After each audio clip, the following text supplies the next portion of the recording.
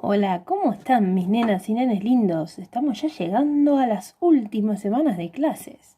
Qué bueno.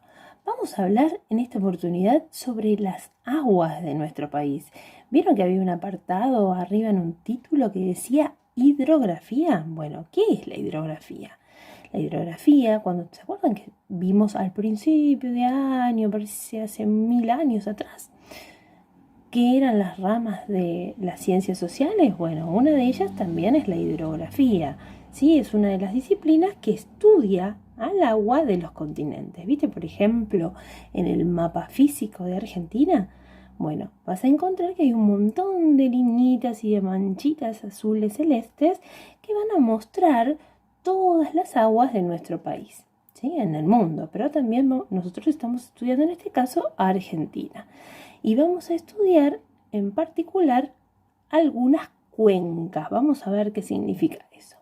Todas esas marquitas azules, celestes que encontramos en el mapa son ríos, lagos, lagunas, mares, ¿sí? Todas las aguas subterráneas que encontramos en la Tierra. Lo que más conocemos generalmente que es el río, ¿sí? El río es esta corriente de agua continua. ¿Vieron que en la tarea decía aguas que se mueven y aguas que están quietas? Bueno, estas aguas sí se mueven, sí tienen una corriente, sí, y van a desembocar en otro lugar, en un lago o en un mar, por ejemplo, sí. Todos los ríos tienen partes. Vamos a estudiar las principales, sí. El cauce, que es la profundidad, digamos, del río. El caudal, que es la cantidad de agua que lleva, y el curso es el recorrido, el caminito que hace hasta llegar a su desembocadura. Entonces, recuerden siempre que un río se origina generalmente en la parte más alta de los relieves, por ejemplo en las montañas. Nosotros ya estuvimos estudiando los relieves. Y desembocan, en la mayoría de los casos, en los océanos y en los mares, dependiendo, por supuesto, de su vertiente. Si los ríos, por ejemplo, se originan en la parte más alta de la montaña, eso determina, ¿viste?, la forma del relieve que tiene. Bueno, eso hace que el río sea mucho más rápido, bajan veloces, según la cantidad también de agua que tengan. Por supuesto, tiene que ver con las precipitaciones, el clima, la zona donde se encuentra. Eso también lo estuvimos viendo. ¿Se acuerdan de la cercanía o la lejanía del Ecuador o a los polos? Esto iba determinando las temperaturas. En cambio, los ríos de llanura, por ejemplo, como en este caso que estás viendo, son más extensos, más amplios y facilitan, por supuesto, la navegación. Imagínate que en el río anterior era mucho más complicado navegar. No solo el relieve hay que tener en cuenta para estudiar un río, sino también, como les decía antes, el clima de las zonas que recorre. Por ejemplo, si atraviesa zonas de lluvias, si son lugares mucho más áridos, de acuerdo al lugar en la provincia que se encuentran, ¿sí? Entonces, esto le va a dar mayor o menor caudal al río, o sea, la cantidad de agua que el río porte. Si atraviesa zonas frías, es probable, no pasa mucho acá, pero sí en las zonas del sur de nuestro país, que en algunas temporadas estos ríos puedan verse congelados, ¿viste? Por ejemplo, en las películas de otros países que los chicos patinan sobre hielo en algunos ríos que se congelan. Bueno, un río tiene partes en las que se divide, ¿sí? El curso es el caminito que hace este río. Y tiene un curso superior, uno medio y uno inferior, como ves en el gráfico. El curso superior es el más elevado, vamos a volver a mirarlo, ¿ves que es el más alto? Desde ahí nace y viene desde la pendiente más alta, que es de donde se origina, o sea, la naciente, y va en bajada y circula, por supuesto, a mayor velocidad por la pendiente. ¿Esto qué va causando? Que el terreno se vaya desgastando. ¿Ves? Que viene desde la alta montaña y va en descenso. Por supuesto, viste, esas rocas se ven erosionadas en algún momento. Entonces, el cauce del río, esto es el lecho o el lugar donde se desplaza el río, por donde va, ¿sí? Entonces, ¿qué estuvimos viendo? Que de acuerdo al relieve, tienen otras características. Esto, por ejemplo, sería en el curso medio, que va formando como unos caminitos que se llaman meandros y va haciendo como vueltitas y va llenando también de sedimentos que vienen desde la alta montaña. En la parte inferior, o sea, en las zonas más bajas, el agua circula, por supuesto, mucho más lentamente.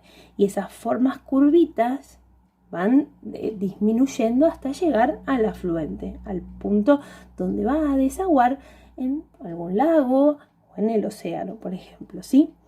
Entonces, como decíamos, en ese cauce se van a ir depositando más sedimentos. Pero vos fíjate, ese corte, como ya lo hemos visto, en la alta montaña, ves que es mucho menor a lo que se ve en superficie. Por lo tanto, vos andá tratando de inferir dónde sería más conveniente para un humano habitar. En la alta montaña, fíjate la cantidad de agua, fíjate el relieve, pensá cómo será el clima en todos los lugares, en la parte alta, en la media o en la baja. ¿Dónde vivirías vos más cómodo? ¿Dónde harías tu casita? Pensá por un ratito. Muy bien. Generalmente en la parte baja, los humanos nos sentimos más cómodos, podemos transitar mejor, son zonas más húmedas, por supuesto, que es la más habitable para los humanos. Y sobre todas las cosas, ¿por qué? Porque las aguas, cuando vos tiras un balde de agua, ¿a dónde se va? Hacia la parte baja, ¿sí? Siempre donde hay un pocito, el agua se va hacia allá. Entonces, ¿eso qué determina? Bueno, en primer lugar, un riesgo de que nos inundemos, así que hay que hacer algunas obras o algunos trabajos para, si construís tu casita ahí, no quedes ahogado. Pero por otro lado, está bueno, ¿por qué? Porque son zonas más húmedas. Entonces, estas cuencas, estos hundimientos en el terreno, que determinan lugares mucho más fértiles para poder habitar. Vos pensás que son zonas donde se puede cultivar, más planas para poder moverse. Entonces, eso es muy propicio para que los humanos puedan habitar. Entonces, si nosotros miramos en un mapa, vas a encontrar esas dos que la seño te marcó que son muy, muy importantes en nuestro país. La cuenca del Desaguadero, que es la que está marcadita aquí en verde clarito, y la cuenca del Plata, que es importantísima no solo para nuestro país, sino para algunos países limítrofes, donde vuelcan la mayoría de los ríos principales, como en este caso el Paraná y otros, ¿sí? El Desaguadero, que son ríos muy importantes con sus afluentes, o sea, sus ríos secundarios que confluyen en él para volcar todas sus aguas ahí y hacer todas esas zonas húmedas. Pensá en eso, en un cuenco, ¿no? En la parte más baja donde se van a juntar las aguas. ¿Un río y una cuenca hidrográfica son lo mismo? No. Veamos. Un sistema hidrográfico son todas estas liñitas que habíamos marcado, ¿sí? Todos los ríos, los lagos, todas esas aguas que se juntan y se conectan con el río principal. En cambio, una cuenca hidrográfica es ese sistema que nombramos el río principal, con todos los afluentes, más todo el relieve que lo rodea. ¿Sí? Todo lo que hay en torno a ese río. Entonces acá tenemos que empezar a relacionar con los mapas que vos ya estuviste trabajando, que tienen que ver con el relieve, con los climas, y todo eso va conformando una zona, un ambiente. Entonces, acá podemos observar muy bien qué es una cuenca hidrográfica. Un río que nace en la parte más alta de la montaña, ¿sí? Va descendiendo hasta su desembocadura, en este caso puede ser un lago, puede ser un océano, y tiene una zona delimitada. Vos fíjate que siempre es la más alta, o sea que desde la zona más alta hacia el centro es donde va a caer el agua. Los afluentes son todos los ríos principales que van a ir hacia el río principal y por supuesto la desembocadura es donde van a confluir todas las aguas.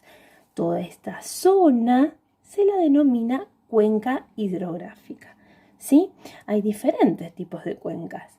Las cuencas endorreicas, endo significa dentro, ¿sí? Por ejemplo, las aguas. Ustedes vieron un poco de esto en ciencias naturales, sobre el ciclo del agua, sobre la hidrósfera. Ustedes vieron que las aguas se condensan en la alta montaña, por ejemplo, de acuerdo a los climas y a la cantidad de precipitaciones y demás.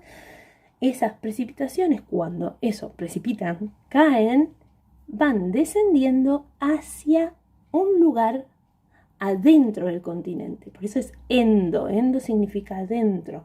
En este caso, un lago. En cambio, otras se las llama exorreicas, exo, afuera, chorrean hacia afuera, vuelcan afuera sus aguas y vuelven al océano. Ustedes saben que después se evaporan y así continúa el ciclo del agua. Muy bien, entonces para los humanos estas zonas son muy importantes para la vida, porque es ahí donde podemos construir, por ejemplo, grandes ciudades, podemos tener cultivos. Son zonas muy prósperas y muy buenas para la vida.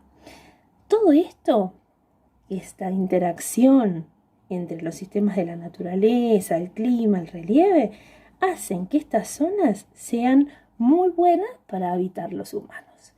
Esto nos invita a un próximo tema. Los dejo acá y nos vemos en otro video. Un beso grande.